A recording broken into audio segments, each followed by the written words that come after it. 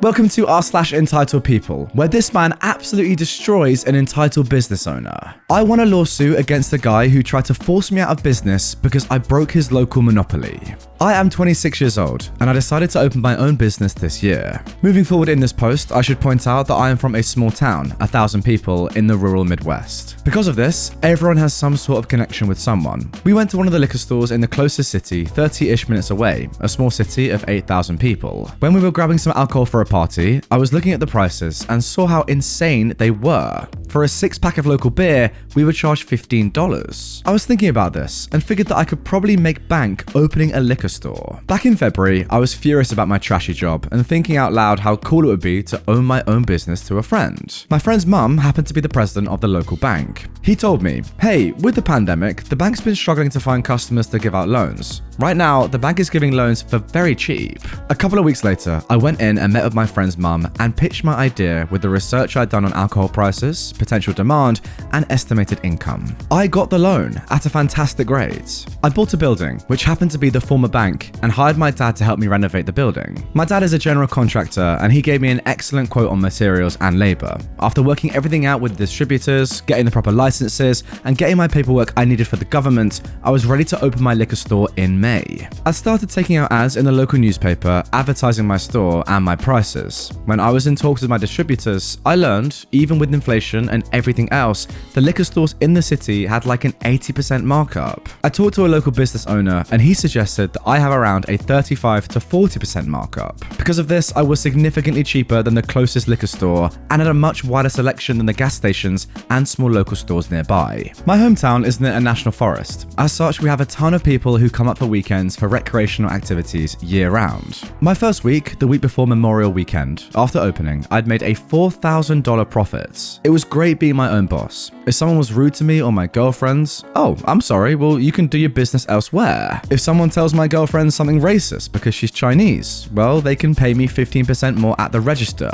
Did the gang and I run out of alcohol? Time to grab my keys, not car keys, the store keys. My apartment is like 2 blocks away and just go to my own store. That's not to say that it wasn't difficult running my own business, especially given that my only employee was my girlfriend and we were both working 6 or 7 10 to 12 hour days a week. I was both manager, accountant, and cashier, but screw it. It's so much nicer knowing I can tell someone to pound sand for being an idiot. A couple of weeks after Memorial Day, some old guy walked into my store a couple of minutes after I opened. He seemed friendly enough, but eventually he offered to buy my store. I'm not going to say the amount, but it wouldn't have even covered my principal on the loan. I rejected the proposal outright and refused to negotiate the sum higher. He walked out of my store saying, "Well, you'll be sorry you rejected that offer."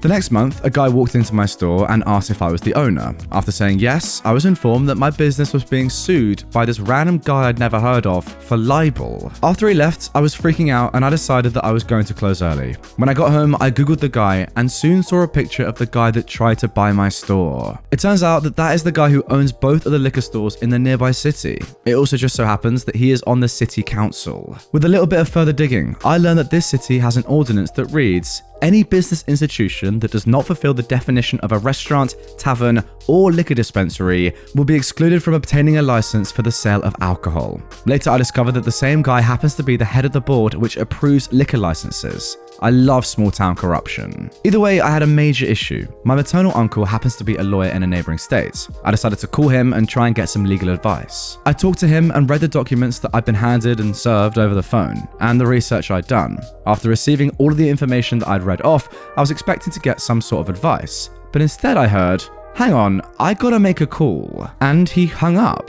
I'm freaking out. I was actually about to post my first post to r/legal advice. I'll be honest, I just wanted someone to tell me it was going to be okay, and I didn't need to crawl to this guy on my hands and knees. As I was writing that title, my uncle called back. "Hey OP, I just got off the phone with my partner. He agreed that we can take your case pro bono. If you'd like to accept, we can discuss in my office tomorrow at 1 o'clock. This is how I learned that my uncle is on the bar in 3 states. So we meet and we discuss the case. It turns out that the guy filed the libel suit against my business based on the ads I took out in the local newspapers. He claimed that my ads were targeted to damage his and his business's reputation. There were a few other things that I had no idea about that were being referenced, but my uncle assured me that we would win this case no problem. 3 weeks later, the case was dismissed. But after, my uncle says, "People like that piece of work will likely try and file another suit against you. If that happens, call me and I promise I'll help. The next day, I get served again, but this time I am the defendant, not my store, me. I swear to God, I look at the documentation and the only thing that changed was instead of my business's name,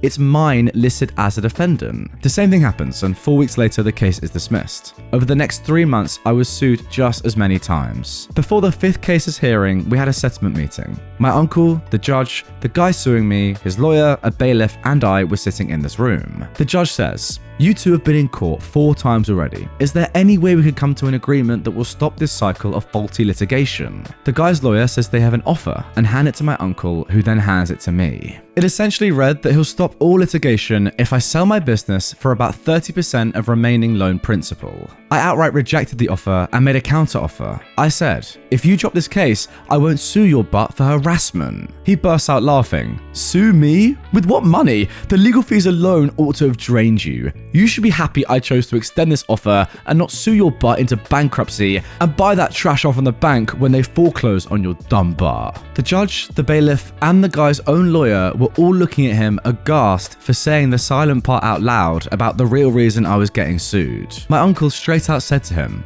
"Oh, I'm sorry. Apparently you were never told. I've taken all of my nephew's cases pro bono. The only money he has spent on your litigation is gas. And bluntly, sir, I think your outburst has just ensured a suit against you." After that, we just left, and I was then informed a few days later the litigation was dropped. Right now, my uncle and I are talking about the future suit against the guy. I want to sue the guy for a very high amount to try and get press attention on him and his sketchy actions. Although my uncle warned me that we'll need to be careful because if we set the damages too high, it will look like we're just being vindictive. This suit won't be pro bono, but after getting sued 5 times for free essentially, I'm not going to complain. Looking back on this, I'm so thankful that my friends and family supported the entire way, especially my uncle. Without my uncle, I would have absolutely lost my business. Wow, big up your uncle, because without him, I completely agree with you. You'd have been absolutely screwed. It is mental that that sort of corruption still exists today and probably is more common than we even know, but good for you for getting some sort of justice. And again, your uncle, absolute legend. You can just tell this business owner is so dumb as well because of what he said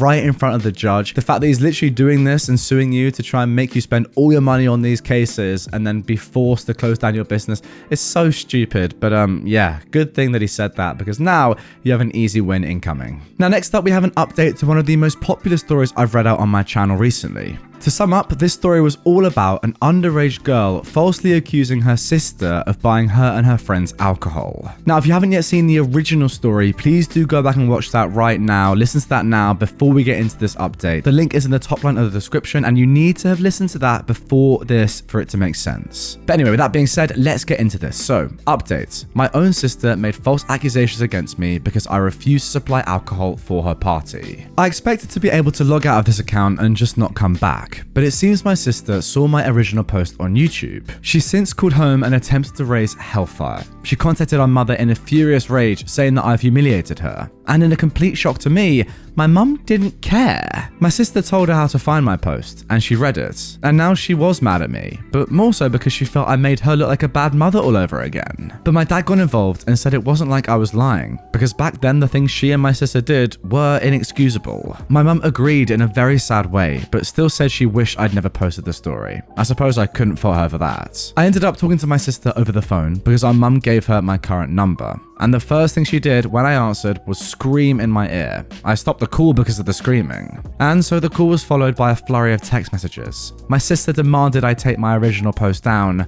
I refused. She threatened to get our parents to make me take it down. But our parents by this time already knew about the post. And between them, our dad doesn't care, and our mum is more mad that I made her look like a bad mother all over again. So she threatened to get a lawyer and sue me for defamation. I told her to go right ahead. My post was made anonymously, and if she sues, then a lot of people are going to find out that my post was about her. She asked if that was a threat. I said no, it's just something that will likely happen if people dig more into both of our pasts if she starts a lawsuit. It might even affect her career. Rather than responding in text, my sister called me again, and I told her I'd hang up and block her if she screamed in my ear one more time. She angrily demanded I just take my original post down again, or else. I pointed out that this is the first time we've spoken in 6 years, and she had no problem throwing me under the bus in the past anytime she could. And now she's mad because her own actions are reflecting poorly on her when no one else knows the story was about her but us, and I really didn't care what she thought of me anymore. Dad has pretty much disowned her, and she destroyed all the golden child love our mum had for her. My sister actually denied being a golden child, so I started to explain exactly what one was. She interrupted me, saying that she's on Reddit all the time, she knows what a golden child is, and I could only laugh at the fact that she knows that and still denied having been one. I pointed out all the things from my first post, how she lied so much, how she always had our mother on her side, and how she was openly our mum's favourite, and how she expected everything to be handed to her. She was a golden child, there's just no denying that. Well, she took this very personally and said that she wished our mother had aborted me, just like she'd said all those years ago when I refused to take the blame for her crime. I just laughed some more and asked if that was all she had in her little black book of bad insults. She didn't find it amusing that I found it so amusing. I fired back about how she is a self-important narcissist and always will be. She milked our parents for so much and had no appreciation for it. Right down to that well-paid LA office job she's working that Dad got her. She scoffed at me and said she got that job on her own merit. I laughed again. No, she did not. Suddenly, a well-connected LA firm scouted her several states away after college to come and work for them when she had no prior experience as an intern. It just doesn't happen. The old CEO of that company was a friend of our dad's before he passed away, and Dad called in a favor. That's how she got the job. My sister, of course, went into more denial about the truth I just presented her, but I guess it finally clicked in her mind that I was correct. She's a narcissist, but she's not dumb. So she just started bragging about how well she's been doing at that job. She made it to assistant manager and is set to be next in line for full manager someday. I was unimpressed, and she demanded to know why. So I pointed out that I have moved on to managing one of Dad's smaller businesses entirely. Sure, it was technically promotion through nepotism, but I worked hard to earn it, and Dad's openly stated that when he someday passes away, I am to inherit everything. Not that I'm clamoring for it, like she undoubtedly would. I actually want our dad to live a good long time. She was so angry that she hung up on me and then called our parents again. She asked Dad if she'd really been disinherited, and he confirmed that she had been. Dad's will is set to leave her only a small settlement, so she can't contest it. And if she were to try and contest it, she'd automatically get nothing. Even our mum's will has basically written my sister out. My sister ended up crying and saying it wasn't fair, but both of our parents pointed out that her framing me all those years ago wasn't fair. Ghosting them after they paid so much money to keep her from getting a felony and putting her through 4 years of college was unfair. They had nothing left they wanted to give. My sister ended up blocking us all from phones to social media. We can't see anything now, but we really don't care. My mum sat me down and gave me a long-awaited, more sincere apology for what happened so long ago, especially for that day that she tried to make me take the blame for my sister. Years without my sister in her life, and the recent incident has made her realize more than ever that she was a terrible mother to us both. And she can't undo anything, but she wanted to at least say she was incredibly sorry, and that she loved me, she's just been too ashamed to really show it. She's now finally looking into therapy, and she's even making an effort to spend more time with my dad, like in the old days. It's ironic really. My sister tore our family apart, and then she somehow put it right back together by being the same kind of nasty person she's always been. So sis, if you see this post, and I bet you will, don't bother trying to contact us again, because if you do, then any more drama you cause is going to end up right here. So please, leave us alone for the foreseeable future. And wow, there we go. I'm not entirely sure if that was the update I was expecting, to be honest. I didn't really think that your mum especially would turn out like this and actually understand and realize how bad of a mother she has been to both her kids. But it is great to see, and I'm happy that finally everyone, apart from your sister, is realizing how entitled your sister is. Once again, if you haven't yet seen part 1, it's on screen right now, linked in the description. You do kind of need to watch that for this all to make sense, so give it a click. It's a great story. With that all being said, I really hope you guys enjoyed this one. And if you are new to the channel, subscribe for daily Reddit content. I'll see you all tomorrow with a brand new one.